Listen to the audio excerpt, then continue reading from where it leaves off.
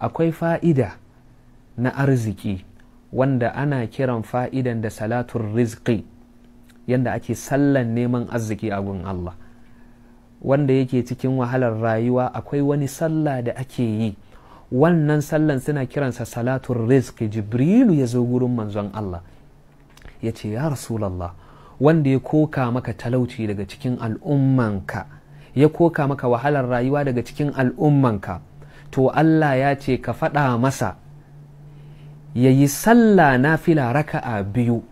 Raka'an farko ya karanta Fatiha, ya karanta suratul ikhlasi qul huwallahu kenan sau uku, ya karanta inna a'tayna kal kautsar sau uku a raka'an farko. A raka'a na biyu ya karanta Fatiha, ya karanta qul a'udhu bi rabbil falaq sau uku, ya karanta qul a'udhu bi rabbin nasi sau uku.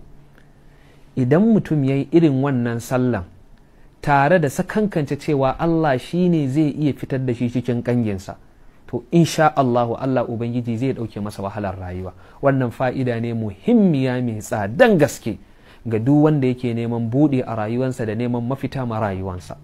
To irin waɗannan suna da yawa ga duk wanda suka tsaya a ƙofan Allah ba za su samu rauni ba, haka wanda suka tsaya a ƙofan manzon Allah ba za su samu karaya ba, kamar yadda Shehu Ibrahim yake cewa akaftu ala babin nabiyyi Muhammadin faman rama durri fa huwa ajda wa anfa'u. Na dogara a kofar manzon Allah a matsayinsa na wasila na zuwa ga Allah, wanda ya nemi cutar da ni to Allah zai taimake ni saboda annabi, kuma Allah zai kare ni saboda annabi Muhammad sallallahu alaihi wasallam. Alhikimatul kamisati wal 20, hikima na 25.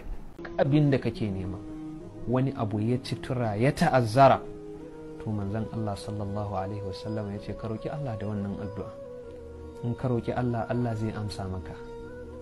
Allahumma ya musahhila shadida ويا ملين الحديد ويا منجز الوعيد ويا من كل يوم هو في شأن أخرجني من حلك الديك إلى واسع الطريق بك أدفأ ولا أطيق ولا حول ولا قوة إلا بالله العلي العظيم.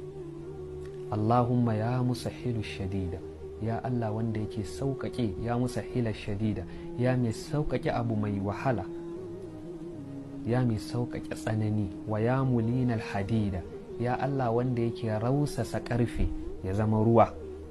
Wa ya munjizal wa'ida, ya wanda yake cika alƙawarinsa na azaba ga wanda ya saba masa.